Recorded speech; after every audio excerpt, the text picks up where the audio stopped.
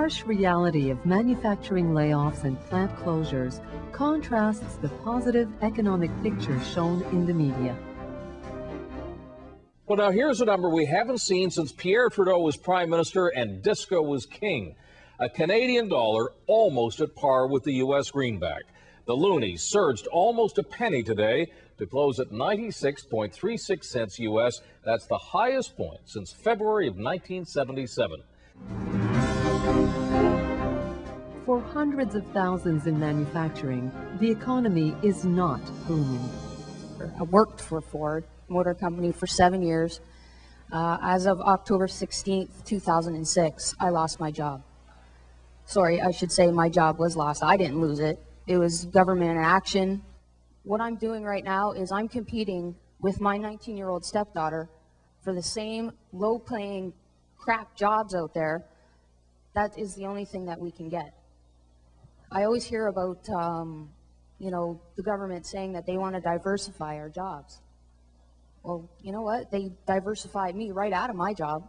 There's a bunch of jobs being created, but these are jobs that nobody can survive on.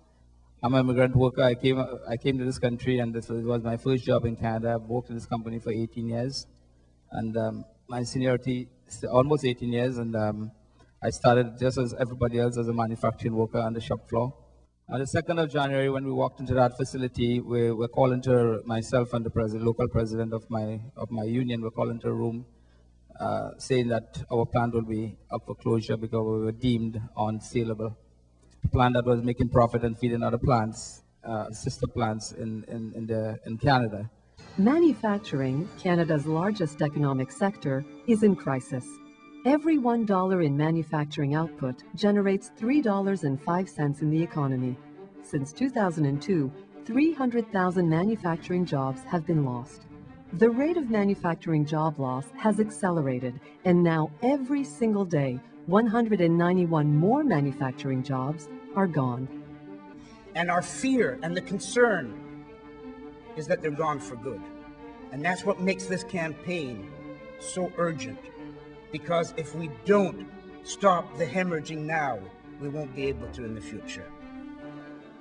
Plant closures and major layoffs are taking place in every part of the manufacturing sector, from shipbuilding to steel, from auto to aerospace, from food to forestry.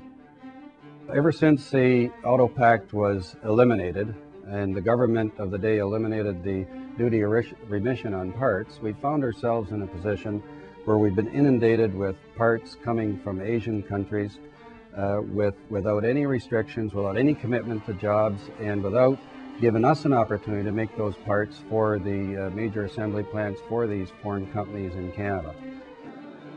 Several factors have caused the crisis in manufacturing. The value of the Canadian dollar jumped 50% since 2002. International trade with Asian countries is lopsided because they don't buy from us. Canada's resource boom has caused inflation, driven the dollar higher, and derailed investment from other sectors. And government has ignored manufacturing for years. No jobs are safe. We've been told time and time again by both politicians and employers alike that the best way to secure your job is through productivity and quality. But despite that, you only have to take a look at Plant 2 in Oshawa. This plant has won countless international awards for both quality and productivity. And regardless of that fact, that plant is closing in 2008. Workers, families, and communities across the country have been hit hard. The failure of the federal government with bad trade deals and a rapidly rising dollar has created this crisis. We need a recognition by the electorate that a strong dollar is killing overall manufacturing in Canada. We're losing literally thousands and thousands of jobs. Since 1996, Canada has gone from a $12 billion trade surplus in manufacturing goods to a deficit in 2006 of $28 billion. As the bad news accumulates with more layoffs and plant closures, the CAW responds.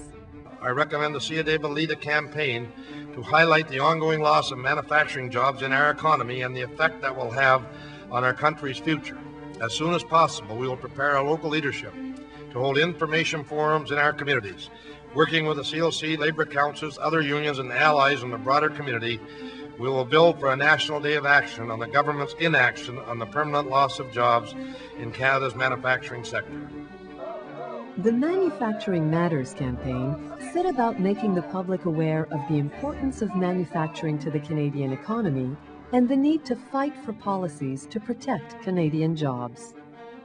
It is really important to continue to stress this point, that this is a national crisis, that no matter what the mainstream media chooses to report, no matter what the governments choose to report, we know better as workers exactly what is happening in our communities. Our playing field is not level.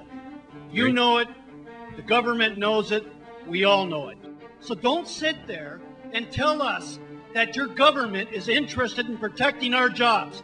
You're interested if somebody else is flooding our country, taking our jobs away, saying you're being compensated, there's a balance. That's not right, and we're not going to stand for it. Had it not been for our campaign and Toronto's support, a major manufacturing facility producing sophisticated products for a growing market would have shut down, leaving a huge hole in Thunder Bay's economy. The workers go back to jobs that are such lower paid jobs, and many of them are being exploited by temporary agencies. And it's not that there isn't jobs in some of these manufacturing jobs, but they're jobs that, quite frankly, are being provided through companies that exploit workers at the toughest times in their lives. That when we take on these challenges that we're faced with, the amount of job losses that we're faced with, and we make it clear to politicians, they had better understand that it's us that votes for them.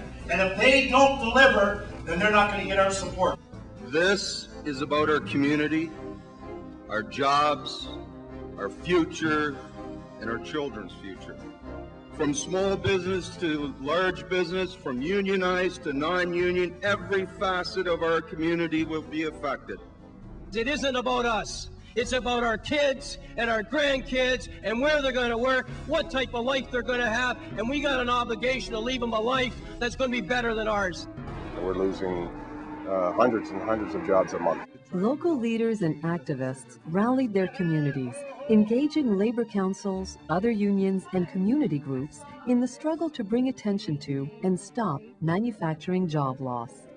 Public forums, marches, and rallies held across the country attracted the attention of both the general public and the local news media. Last year was probably the worst year we've had in history.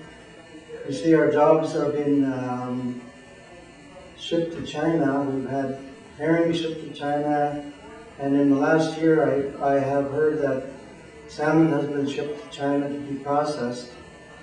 Our jobs are leaving the north bit by bit. There are a lot of guys that are affected by manufacturing, but there's also a lot of women who have been affected by the job loss in manufacturing. Even last month, they called me on the side, me and some of my workers, of course, and said, "You got that out of job." What am I going to do? No work.